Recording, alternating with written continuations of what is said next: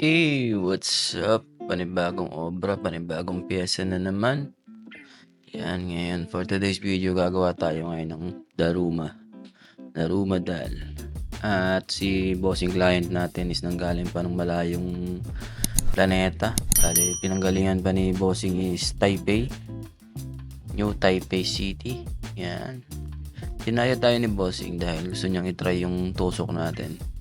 And tara, samahan nyo ako dito sa video. Himay-himayin natin yung kabuuan kung paano ko tinatrabaho ang isang colored na bihira ninyong makita sa akin pag ako'y gumagawa ng isang pyesa. Kaya tara, let's go. Alam ko yung iba sa inyo hindi masyadong familiar sa mga colored tattoo na ginagawa ko kasi nga bibihira tayong kung matagal ka nang sumusubaybay sa aking YouTube channel, sa aking Facebook account, sa aking TikTok account, malalaman mo ang reason kung bakit bibihira ako makagawa ng color dito sa Taiwan. At isa sa pinakamahirap na gawing pyesa is colored talaga. Kasi wala kang magiging dyan Wala kang masyadong skip dyan pagdating sa mga mistakes. Hindi yan katulad ng black and gray na pwede mong i-adjust yung contrast anytime from light to dark. Pero pag dark to light ka, syempre malabo mo na ma-adjust ang contrast nun. Pero pag gusto mo ng safe na trabaho, light to dark ang gagawin mo, makakapag-adjust ka na makakapag-adjust ng contrast. Pero may limit yun Baka mamaya kala mo lifetime yung pag-a-adjust. Hindi Parang pag-move on lang din yan na may limitasyon kung hanggang kailan mo lang dapat i-pursue yung isang bagay. Pero dito, gaya nga ng sabi ko, sa colored kasi is dapat alam mo ang tamang kombinasyon, alam mo kung ano yung gagamitin mong kulay, at syempre alam mo kung paano trabahuhin ang pagpapacking, kasi isa yan sa main ingredients kapag gusto mong gumawa ng maayos na colored. Maayos as in maayos, wala siyang butas, maganda yung magiging kalalabasan pag fully healed. Kasi sa panahon kasi ngayon, uso na ngayon ang CPL lens na nakakapag-enhance ng gawa ng isang artist. Natatago na yung mga mistakes dahil sa CPL lens. Kumbaga naaabuso. Pero wala naman tayong pakialam doon kung gamitin na lang ng gamitin yan. Pero yun nga. Dito kasi nagkakatalo dito kung paano babalik pa sa yung kliyente once na nakita na niya yung resulta ng gawa mo. Bibihira talaga ang mga pag-colored kasi nga, yun nga, gaya ng palagi kong sinasabi. Namamahalan yung mga bossing natin sa price ng isang colored na which is reasonable talaga siya. Kung hindi maiintindihan, wala naman tayong magagawa. Part of Part of canvassing ng isang kliyente yan. And tayo naman, kasalanan natin pagka bumaba ang value natin kasi unang-una, ang price ng tattoo na binibigay mo is yun yung worth mo as an artist. Pag yan ay binaba mo, kabuong pagkatao mo bilang artist ang binaba mo na. Pero case to case basis yan.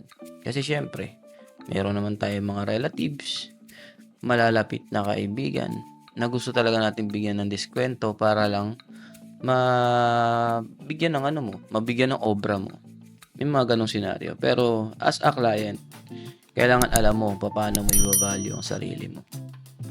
Diba? Kasi kung hindi mo i-value ang sarili mo, tandaan mo, walang re-respeto sa'yo. Pag hindi mo binigyan ng tamang halaga ang sarili mo, ikaw na ang nagpi-please sa mga tao, tandaan mo, walang re-respeto sa'yo.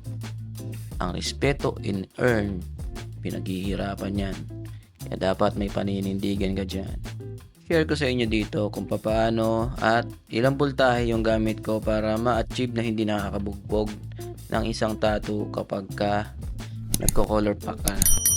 Kasi common yan sa mga artist. Hindi siya common sa mga matatagal na at veterano na sa industriya.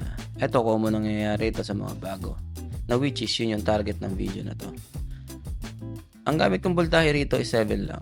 Nag-8 ako kapag alam ko yung area is kayang saluhin yung palo ng 8 volts. 9 volts.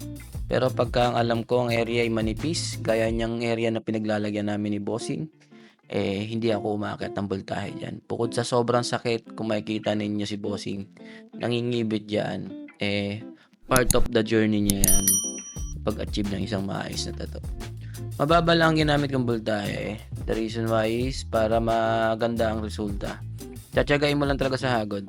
Kasi hindi lahat ng hagod pumapasok ng maganda. Lalo't ang area is malubak. Kaya kailangan mo tiyagain, punasan mo ng maayos, tingnan mo ng maigi, titigan mo ng maigi kung maganda ba yung kinalabasan ng packing mo. Kasi kung hindi yan siya magandang kalalabasan, magre-resulta rin ng pangit yan pagka gumaling. And skin wise, dapat talaga maputi ang pag-a-apply mo ng colored. Kasi kung hindi maputi yan, huwag ka nang umasa na matingkad yan pagka gumaling. Hindi rin ganun kaganda ang resulta nun pagka hindi din kaputian si client. And FYI lang, hindi ako may gawa nung nasa arm niya. Bale, ako lang yung binigyan niya ng chance para dugtungan yun. Bago matapos ng video na to, gusto ko palaging magpapasalamat sa inyo. Sa inyo walang sawang sumusuporta sa mga nanonood. Kahit konti lang ang views na natatanggap natin sa ating mga social media account, okay lang yan. At least na-share ko sa inyo, na ibabahagi ko sa inyo yung mga gusto kong ibahagi sa journey ko bilang isang tattoo artist. And at least kahit papano, may matutunan naman ng kaunti yung mga baguhan nating tattoo artist. Kasi sila ang target ko kapag ako'y gumagawa ng isang video. Gusto kong i-share yung mga nalalaman ko as a 9 years tattoo artist dito sa Pilipinas and also dito sa Taiwan. Kaya yan, maraming salamat sa inyo. Sa lahat ng gusto magpa-tattoo, message lang kayo sa aking FB account, sa aking mga social media account. And kita-kits tayo sa mga susunod na video. Ito ang ating final. Peace.